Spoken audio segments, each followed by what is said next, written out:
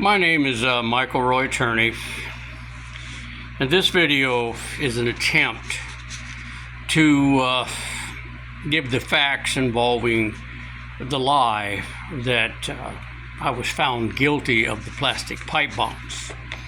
It's what's known as a plea agreement that was coerced by the prosecutor, threatening to put my family who lived in the house or was associated with it, one son and Sarah, in jail if I did not accept responsibility.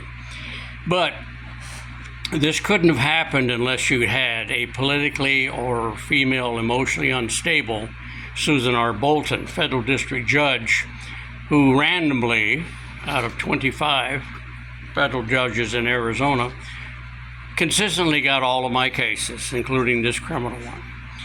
But what's important is that you understand that this manifest, which everything was based on, was psychotherapy, as recommended by 3 of the 6 MD psychiatrists who evaluated me. But let me get into the illegal or constitutional violations that were made, and Susan Bolton clearly violating her oath of office to protect that Constitution, in part due to what all the public defenders and the government talked about, her radical opinions that all police officers never lie.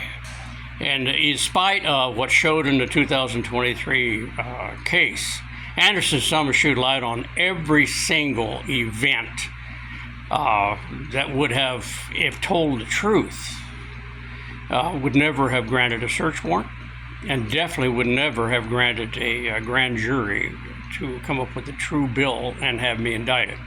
But let me go through these.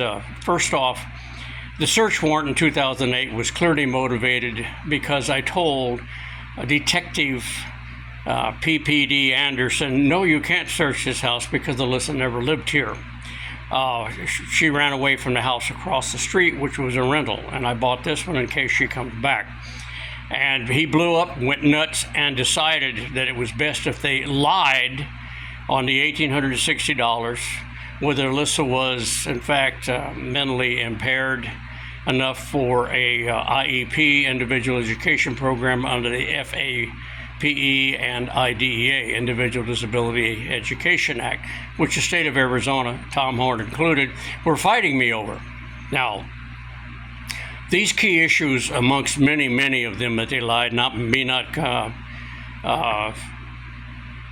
cooperating and stuff, these are out and out lies. I mean, I was even on the phone with the FBI, which would have been Special Agent Eileen Jacobs, discussing and providing them with pictures of Alyssa's jewelry and clothing that the Phoenix PD chose not to, and though Anderson told you he went through every investigative lead and what have you from the 2001 through 2004 or 5 investigation I did, he lied. And those are all serious, serious lies.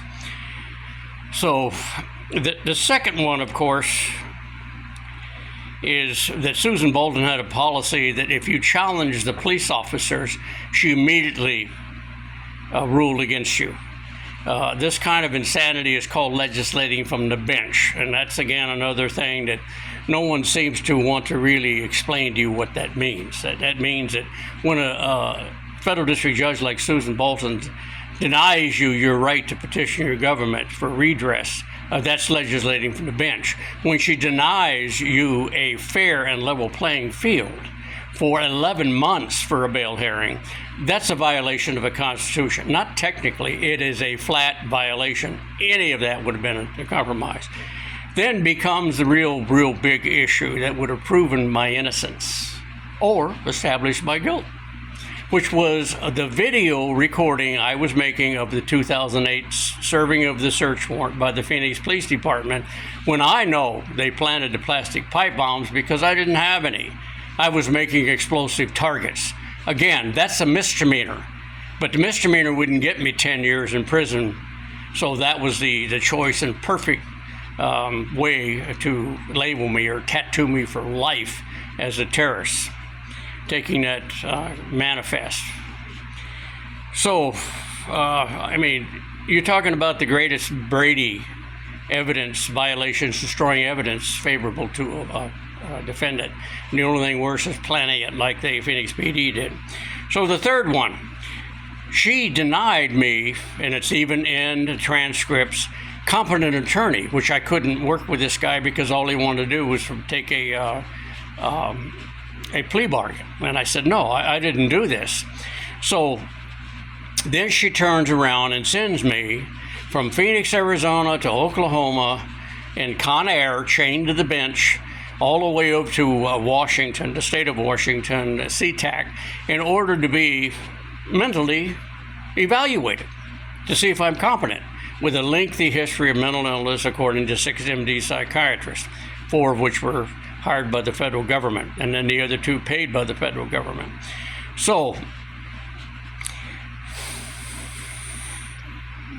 then she decides to go ahead and allow that mentally ill person with a lengthy history, as she said, that therapy is not working, to represent himself. That's not a level playing field. So, number 4 would be in reference to her passion to legislate from the bench, that her interpretation of the Constitution is the only way. And then after I'm coerced into this plea bargain,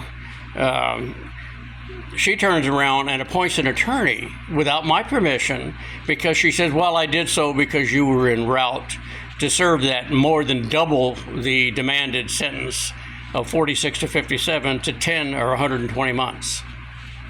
So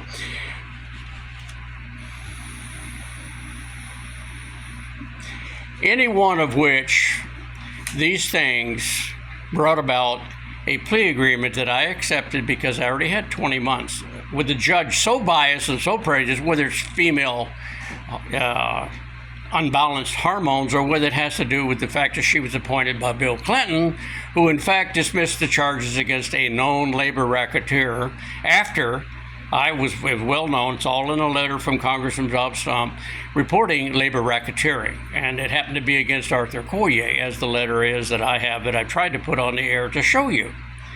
But it doesn't really matter, because once a judge has such an ego, and this is a real short lady, by the way, who believes that nobody's smarter than she is, which is called a godlike complex, that she can ignore the constitutional rights of anyone that comes before her, especially me.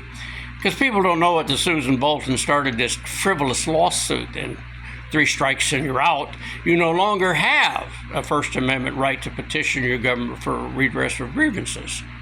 Now, I don't know what you think about this, but those forefathers spent a great deal of thought, 3 years or more, before they enacted and decided to put the safety valves for us, the Bill of Rights, knowing that these factions, these people with power, these opportunists, would violate those because they didn't believe in representative government or democratic republic.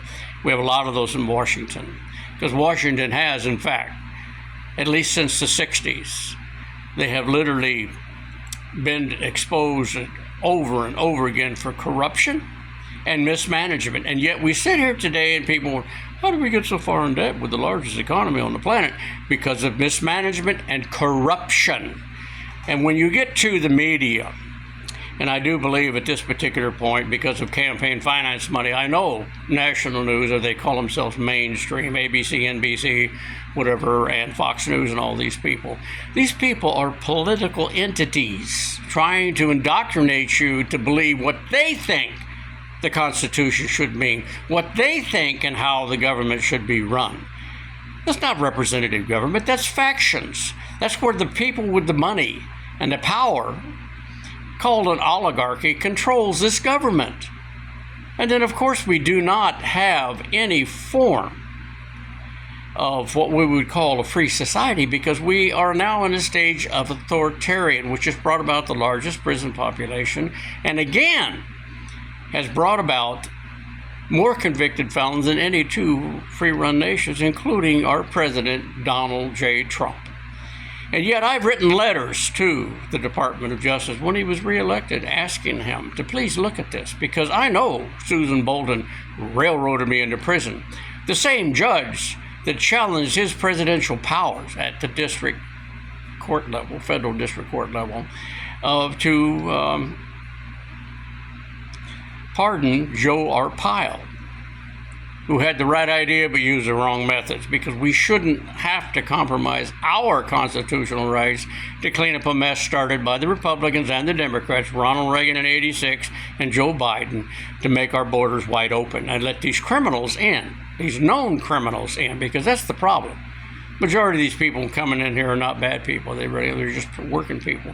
But when you let the bad element of those states, those countries like Mexico, Colombia, and within under this pardoning everybody, that Ronald Reagan over 2.4 million people, and then Joe Biden just opened up the border in the same way without even investigating these people to see if they are bad people.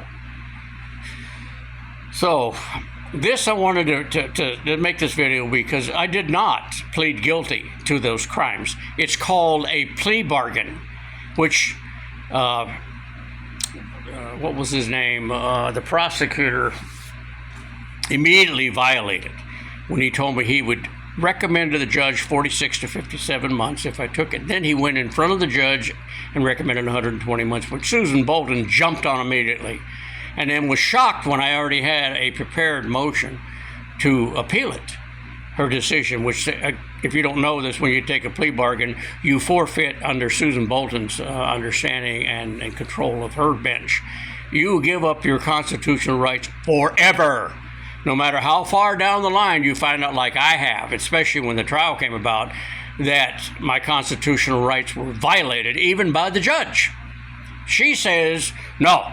So does your appellate court, which is the Ninth Circuit in California, land of the Clintons, to protect them. And part of my evidence was the fact that Susan Bolton should have never been on that bench to do this trial on the planted plastic pipe bombs of the Phoenix PD to create and tattoo me for life as a terrorist. So whether you want to believe any of this stuff or not, if you had any kind of a half brain, you should have recognized what the main thing those two public defenders did was to show you beyond any doubt that Summershoe and Anderson lied for the 2008 search warrant, which cops do, especially the Phoenix PD, the creators of Miranda, and still maintains the largest Brady list, which is cops lying under oath and destroying evidence favorable to defendants, altering it, hiding it, and or, in fact, planting evidence. So you have a bad cop situation, a judge who refuses to believe it, and constant violations of the Constitution, my right to competent attorney, her mistake to let a mentally ill man represent himself, and of course to ignore the fact the Phoenix PD destroyed a video that would have shown whether or not the Phoenix PD planted the plastic pipe bombs. Good luck to you, because America's in a serious, serious crisis at a crossroads if we do not demand that the Bill of Rights be reinstalled as it was written by these founding fathers after we adopted our original Constitution to protect us from tyrannical government. Good luck to you.